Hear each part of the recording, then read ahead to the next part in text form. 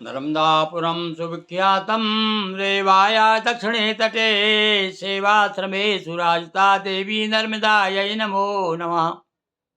मार्कंडेय जी कहने लगे, हे महाराज युधिष्ठिरो, हमने आपको अभी बहुत सारे तीर्थों की चर्चा की है, रोहिणी तीर्थ, पत्रेश्वर तीर्थ, इंद्रकेश्वर तीर्थ। अब आज हम आपको नागेश्वर तीर्थ की कथा सुनाते हैं।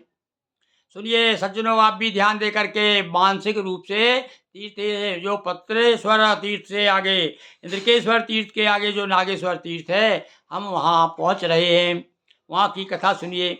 नागेश्वर की कथा भी बड़ी सुंदर कथा है। ये सब पौराणिक कथाएं हैं भैया। सुनिए, कश्यप की दो पत्नियां, कद्रु वनिता नाम। ये कश्यप नाम के ऋषि थे, एक और उनकी दो पत्नियां थी। वैसे तो कश्यप की और भी बहुत सी ऋषियां हैं, पत्नियां हैं, पर ये इनमें जो है दो प्रसिद्ध है, जिनका नाम बता रहा हूँ। एक का नाम कद्रु, एक का नाम वनिता। उच्च श्रवा रंग श्वेत है, अपर बताया श्याम। अब दोनों में, कद्रु वनिता में बात हो गई। कद्रु कहने लगी, ये जो घोड़ा है ना, इसका उच्च श्रवा इंद्र का घोड़ा है, इसके इसके पूंछ के बाल जो है या इसका रंग जो है काला है, और जबकि उसका रंग सफेद था। ओ वनिता ने कहा कि अरे नहीं, सफेद है। कद्रु कहा स्व है काला, वनिता पक्ष श्वेत रंग वाला। कद्रु नागों को बुलवाया और घोड़े के तन से लिपटाया। कई कई कथा आती है कि केवल पूंछ बताई उन्होंने, पूंछ इसकी सफेद है, उसने कही नहीं काली है। तो एक नाग से कहा भैया लिपट जा पूंछ से, पूंछ से लिपट गया, दूसरी दिखाई दी काली। तो बेचारी को भोले भाली थी वनिता, तो उनकी उनकी शर्त लग गई थी दोनों सौतों की। दोनों सौतों की क्या शर्त लगी? बोले भैया ये मेरी बात यदि झूठी निकली तो मैं तेरी दासी बन के रहूंगी, और तेरी निकलेगी तो तू मेरी दासी बनना। अब ये तो भैया महिलाओं में आग शर्त हो गई। और इसने क्या किया कद्रू ने, और नाग जा करके नागों से कह दिया लिपट जाओ रे उसके घोड़े के। तो घोड़े पे नाग लिपट गए। तो दूर से दिखाई दिया अंधेरा कोई था, और देखा कैसा है, बोले काला। हाँ बोले काला है। लीजिए साहब। अब बेचारी वनिता जो है जीवन भर उसकी नौकरी चाकरी यानी उसकी सेवा करती रही, सेविका बन के रही। कद्रुना और दिया दिखाई श्याम सफेदा, वनिता समझ न पाई भेदा।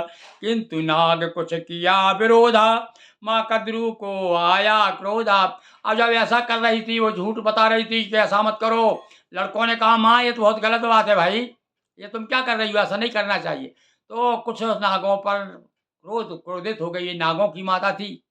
कहा वनिता जो है गरुड़ की माँ है, और ये जो है नागों की माता है। तो दिया भस्म होने का शापा, वारे बा तट भय निस। वो कुछ नागों को श्राप दे दिया, जाओ भस्म हो जाओ। अब भस्म कर दिया उनको। बेचारे आकर के इधर आए, नर्मदा जी के किनारे आकर के भगवती बहुत तपस्या की, तब जा करके उनको फिर से अपनी देह प्राप्त हुई।